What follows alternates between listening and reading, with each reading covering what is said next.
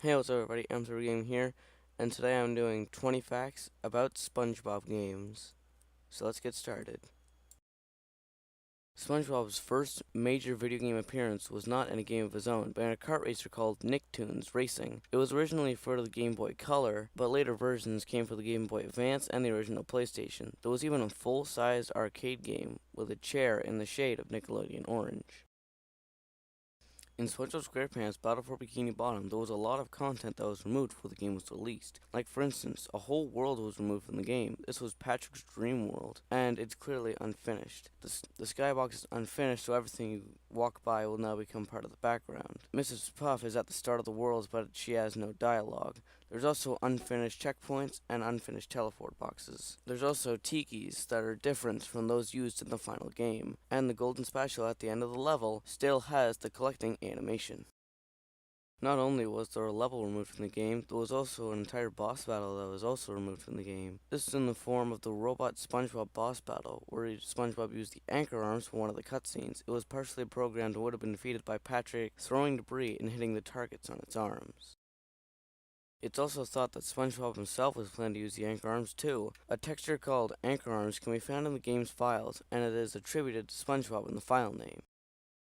SpongeBob SquarePants Battle for Bikini Bottom was created using the base of a pre-existing game from developer Heavy Iron Studios, Scooby-Doo Night of 100 Frights. The Xbox version of Battle for Bikini Bottom even has the intro animation for Scooby-Doo left over in the game files. The Smelly Sundae from the Season 2 episode Something Smells was originally planned to be a power-up as well. It's possible to hack the effects of the sundae back into the game, and it allows SpongeBob and Patrick to break stone tikis with the regular attack. The throw fruit in SpongeBob SquarePants Battle for Bikini Bottom was originally going to be a soccer ball. These are two early screenshots of soccer balls in both Jellyfish Fields and Goo Lagoon. In SpongeBob SquarePants Battle for Bikini Bottom, the model for Squidward is shown having a clarinet, however, it's never seen in-game. In the Goo Lagoon level in SpongeBob SquarePants Battle for Bikini Bottom, one of the sandcastles at the end of the level is in the shape of an Atari 2600 controller.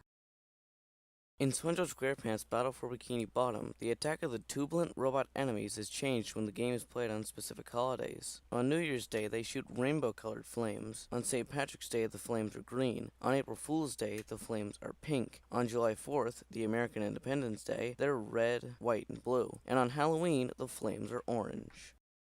There may have been another boss battle that was removed in Battle for Bikini Bottom. Much like SpongeBob, Patrick, and Sandy, Squidward was originally going to have his own robot boss. Concept art of the boss phase can be seen in the movie theater, and it seems as though SpongeBob would have defeated the robot by pushing switches and dropping rocks on it. There are audio files regarding to all boss characters, but there are no references to robot Squidward in the game's data, which suggests it was cut early in development. The Game Boy Advance version of the game still includes the robot Squidward boss phase. The SpongeBob SquarePants movie game for a short time was available on the PlayStation 3 as a digital download under the PlayStation 2 Classics line. However, this port was rushed and sloppy. The resolution quality was constantly stuck on stretch, meaning players had to manually set the resolution quality every time they played. The audio and video would become desynchronized during cutscenes with delays of over a second during the animations and sound. You have got to try this new dot broom game. Dude! Where? It was taken off the PlayStation Store relatively soon after being released without an official explanation, although many gamers assumed it was due to the technical issues. In the SpongeBob SquarePants movie game, in the level Welcome to Planktopolis Minions, there is a hidden ledge which shows Heavy Iron Studios' best records in the time trial levels. In the level Shell City Dead Ahead, a license plate can be found along the piles of garbage which reads HVY IRN, an abbreviation of Heavy Iron. Also in the level Welcome to Planktopolis Minions, you can see the Krusty Krab in the distance if you look off a bridge. It is unknown whether this was intentional or if it was left in by accident.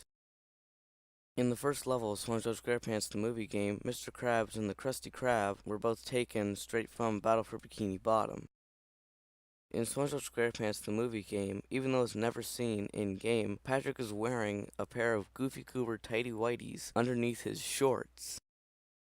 In the Spongebob game Atlantis Square Pantis, it is the first time Mr. Krabs is a playable character. However, he has no spoken dialogue, he just laughs and grunts.